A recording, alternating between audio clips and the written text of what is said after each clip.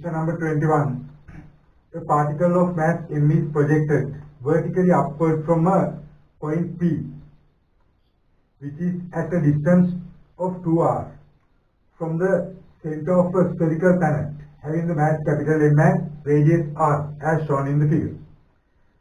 The escape velocity for this projection is, we know that escape velocity is the minimum velocity required to an object which is projected from a point. I will consider simple M mass projected from this considered point P. We know that distance from center of planet to this object is 2r. It is given in the question. When giving escape velocity for the object, it should move to infinity, and at the infinity, velocity of the object should be 0. We can use conservation of energy between this point, P point and infinity. I will consider this point as Q. Now we can write kinetic energy plus potential energy at point P should be equals to kinetic energy plus potential energy at point Q. Kinetic energy at point P half mv square plus potential energy at point P. We know that gravitational potential is minus gm over distance from center to r. This is the gravitational potential. When getting potential energy, we have to multiply by the mass of the object. At the infinity, velocity is 0, therefore kinetic energy is 0. We know that potential energy 0 level is infinity, then potential energy also 0 at infinity. Now we have to subject escape velocity. I will bring this minus term to the right hand side. Gmm over 2r equals half mv square. We can cancel out one m term and 2. Then we can get escape velocity is gm over r root. Gm over r root. Then answer is 1 for the question number 21. Then question number 22. Two stars A and B of mass m1 and m2 respectively are in circular motion due to their mutual gravitational acceleration about the point O, for which m1 r1, m2 r2, so that A over B is always collinear as shown in the figure. If the speed of m1 and m2 are v1 and v2 respectively, the ratio v1 over v2 is. We know that there is a common force for both objects. Therefore, we can use F equals ma towards the center. Then considering m2 object, we can use F equals ma to this side. Force is constant. Then I will consider it as F m v squared over r. We can subject v equals f r over m square root. Then I will use this equation for both objects. For m1, velocity is v1 equals f radius is r1 divided by m1 root. First equation. For the second object, m2 object, v2 equals fr2 divided by m2 root. It is the second equation. Now we have to get the ratio between v1 and v2. Then we can divide both the equations. F is cancelling. We can write a relationship. v1 divided by v2 equals r1 over m1 multiplied by reciprocal m2 over r2 root. Now they have given that m1 r1 equals m2 r2. Therefore, we can substitute m1 r1 equals m2 r2. It is given in the question.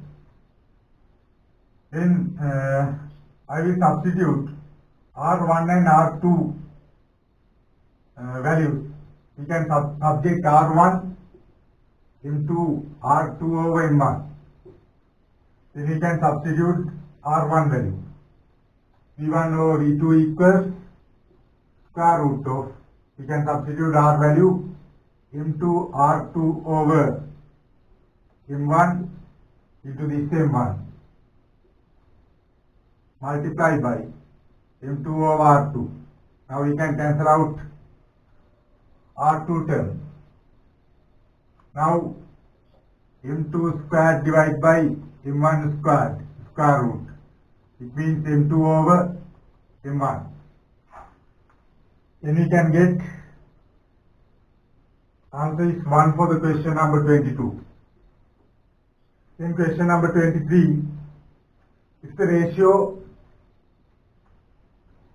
mass of planet to the radius of planet for planet A is 4 times that of planet B, then the ratio escape velocity at surface at planet A divided by escape velocity at surface of planet B is.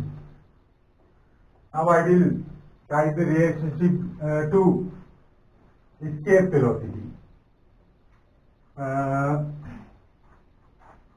We can get escape velocity is 2gm over r root. This is the relationship for escape velocity. Now they have given that velocity for planet A, escape velocity for planet A, VA, is 2gm over r. We have to substitute mass over radius for planet A. Now mass over radius for planet A is 4 times that of B. Then we can get mass over radius of planet B is m over r. Mass over radius of planet A is 4 times m over r. Then we can divide two equations. R gm 2gm is cancelling. Then square root of 4 is answer. It is true. Second answer is correct for question number 23. 24. The acceleration due to gravity on the surface of a uniform spherical planet A of radius RA and a uniform spherical planet of radius RB are equal. If the mass of A is twice of mass B, we have to get the relationship between RA and RB.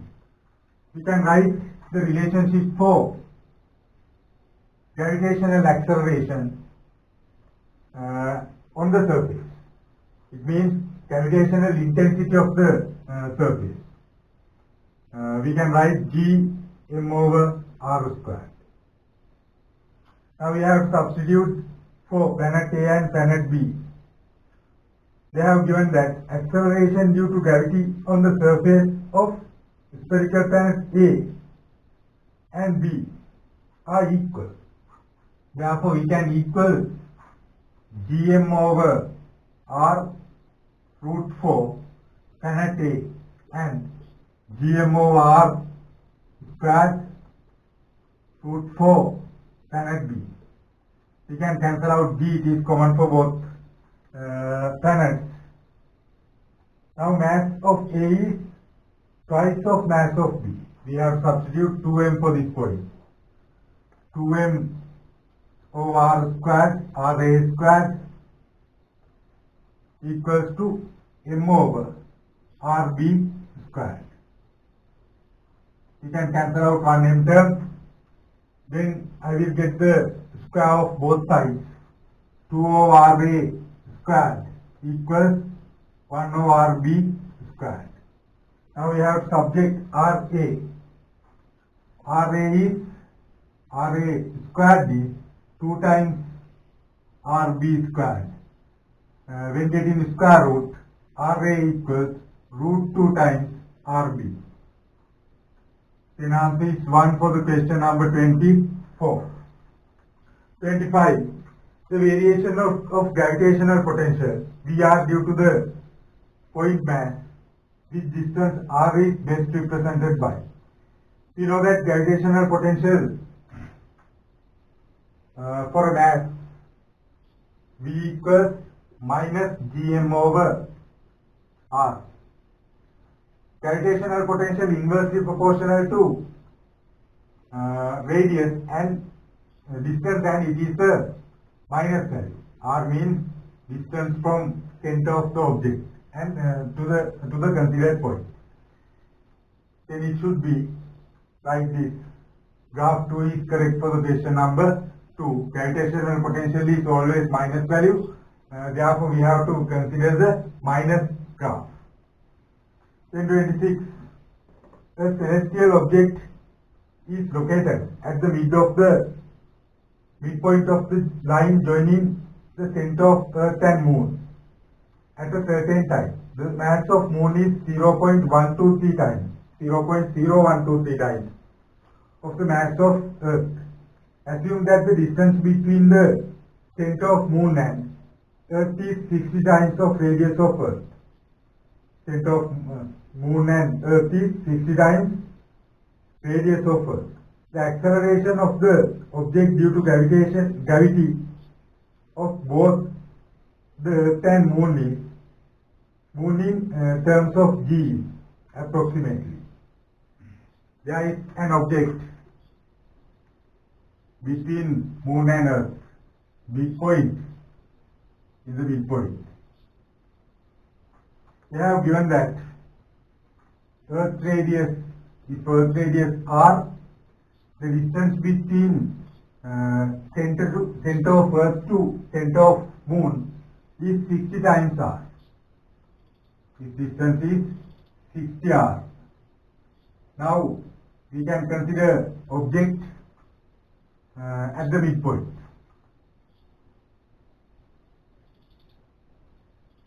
We have to get the acceleration of the object due to gravity of both the Earth and Moon. We can consider 1 kilogram mass placed at this place because of force per 1 kilogram is the gravitational acceleration of considered point.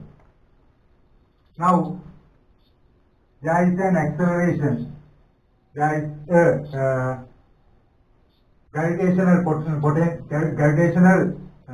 intensity due to Earth. We can write G mass of Earth MV into mass of object 1 kilogram divided by this distance is 30 R. 30 R squared means 900 R squared. We have to get the square of 30 R squared. It should be, we have to subtract the opposite gravitational intensity produced by the Moon, G mass of Moon into 1 divided by same distance 900 R square. Now we can get Gm over MV over 900 R square minus G mass of Moon is 0.0123 times of Earth. 0.0123 M. I will consider mass of Earth as capital M. 900 R square. Now we can get common factors. When getting common factors,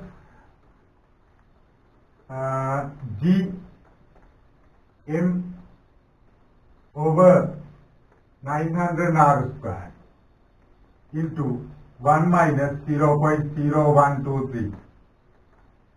We know that Gm over R, simple R means now we can consider radius of Earth capital R, then I will consider radius of Earth simple r, then distance is 60 simple r. Simple r means radius. Gm of r squared is gravitational acceleration on the Earth due to on the Earth. Divide by 900 into, we can subtract 10 minus 3 7, 9 minus 2 7, 9 minus 1 8, 9. Now we have to divide this.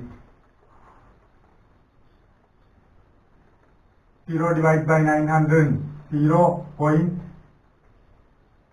9 divided by 900, 0. 98 divided by 900, 0. 987 divided by 900, 1. 87 remaining. 877 divided by 900, 0. 0. 877 divided by 900, 0. 8777 divided by 900, 9 into 10 to the power, into G. Now we can get 1.09 into 10 to the power minus 123 minus 3G. We can get it as the answer 1.1 into approximately 1.1 into 10 to the power minus 3G. Then answer is 2 for the question number 26. 27. A small instrument of mass 1 kilogram is placed on a planet. The mass of planet is 3 times and radius is 2 times that of Earth. What would be the weight of the instrument on the surface of the planet? Neglect all the other effects except gravitation. Weight on Earth is mg. Then we can write mass 1 kilogram, gravitational acceleration 10. Then we can substitute g value as gm over r square. Capital M is radius of Earth and capital R is radius of Earth and capital M is mass of Earth equals 10. Then I will consider at the planet simple M is not changing, G is not changing. Now they have given that mass of planet is 3 times of mass of Earth, then 3m, and radius is 2 times that of Earth. 2r squared, it means 4r squared equals, we have to get this answer, I will consider it as x. We have to find x time. Then we can divide both the equations, m, g, capital M, r square, cancelling. 1 over 3 over 4, it means 4 over 3 equals 10 over x. We can cancel out by 2, divide by 2, 2, divide by 2, 5. 3 into 5, 15 over 2 is the x value. Then we can get the answer is 3 for the question number 27. Then 28. 3 stars each of mass simple M at the vertices of an equilateral triangle of solid of size A. A as shown in the figure. Suppose these 3 stars rotate in a circular path about the centroid of the triangle while retaining the initial distance among the stars. If only the mutual gravitational force are acting among stars, the period of time of the system is given by. We can consider a simple M mass. It is in a vertex of a equilateral triangle, and there are 2 masses in these 2 places. Therefore, there is the same gravitational force in this direction and this direction. Now, we know that this angle is 30 degrees because of this an equilateral triangle. Resultant force in this direction, I will consider F equals ma in this direction. We can substitute force F cos 30, then 2 F cos 30. Sine component is cancelling equal and opposite. equals mass into, we can substitute acceleration as v squared over r. Radius is this distance. Now, we know that period is 2 pi r divided by v. We can subject v term 2 pi r divided by t and substitute to this term. 2f cos 30 equals m v squared is the square of this term 4 pi squared r squared divided by t squared over. We can cancel out one r term.